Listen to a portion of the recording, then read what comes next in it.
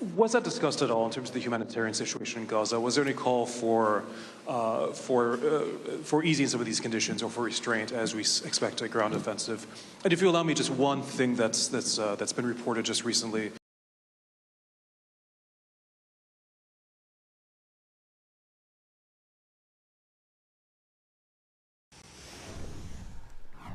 All right, it is 11:30. Thank you so much for joining us here on our digital streaming platforms. If you're joining us on fox26houston.com, we do have some good stories for you related to the eclipse, which we're going to talk about here in a minute. But if you just go to the search bar and you type in solar eclipse, search by date. Don't necessarily search by relevance. If you click on date, you'll see the most recent stories that we posted about it, how to view it safely, and so forth. So got a lot of good stuff here on the website. If you are not watching us on our Fox Local Smart TV app, I want to encourage you to do that. So if you're not familiar, if you have a Roku TV or an Amazon Fire TV, Apple Plus, any of those platforms, you go to the App Store on your TV, not on your phone, and you search Fox Local. And if you load that, it'll automatically default to Houston for you, and you'll be able to watch all of our streaming content live and with no subscription. It's free. You can also pick any other Fox station from around the country. If you want to watch the news from Atlanta or from Washington, D.C. or Los Angeles, any of those spots, you can watch it anytime you want. It's kind of neat. It's a neat thing.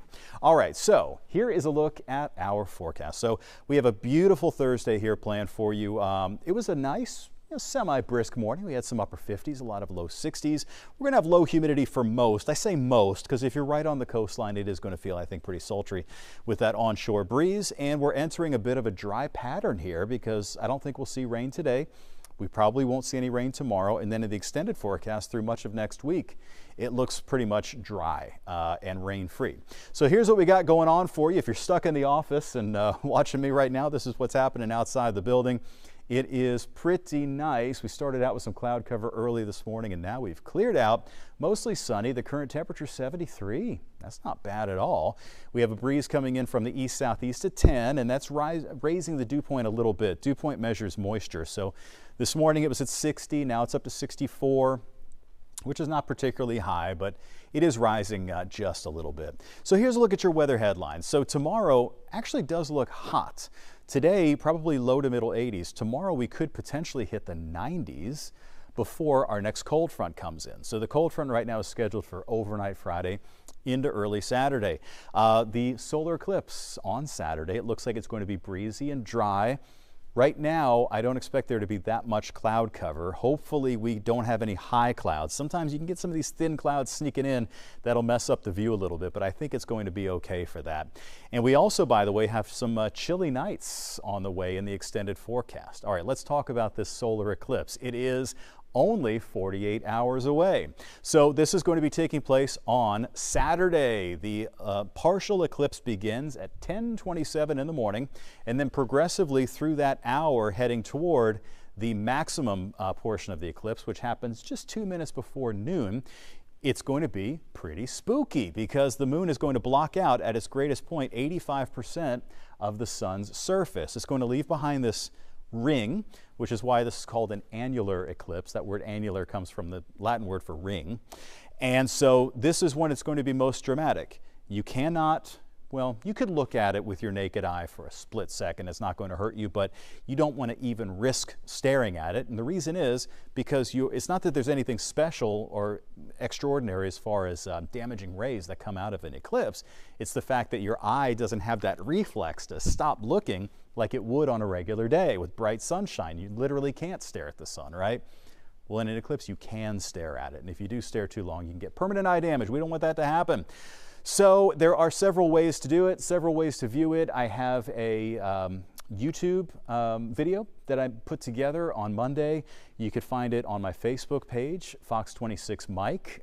We also have, like I said, some links here on our website that you can check out. We're very lucky to be in the path of this solar eclipse. You know, solar eclipses are relatively rare because they just occur over like a swath, and the total eclipse, or the nearly total eclipse, is going to be moving over places like Midland and Corpus Christi, and it's just going to miss us barely, but we'll have most of the sun still covered.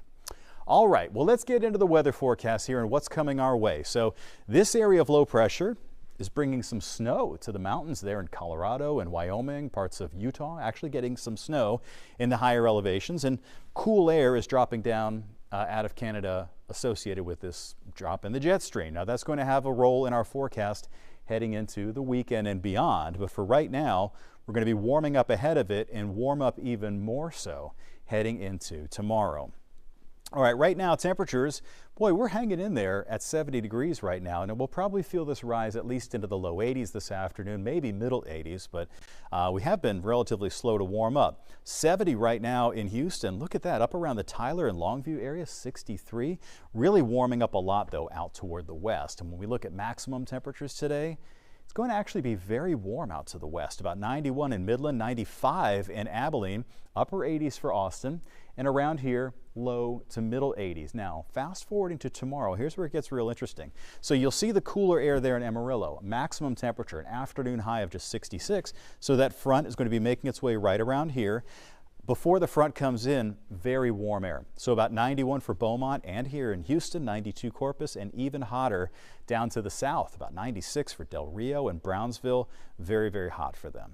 The severe weather outlook today. Now, we are not expecting any stormy weather here. Chance for severe weather up in parts of Nebraska. And then this was very interesting and scary earlier this morning, because at about 2 a.m. this swath of Florida was inundated with severe thunderstorms. So a lot of trees knocked down and power outages and so forth. And then this was a tornado that hit the ground near Crystal River. So this was north of Tampa. Tampa Bay is right down there.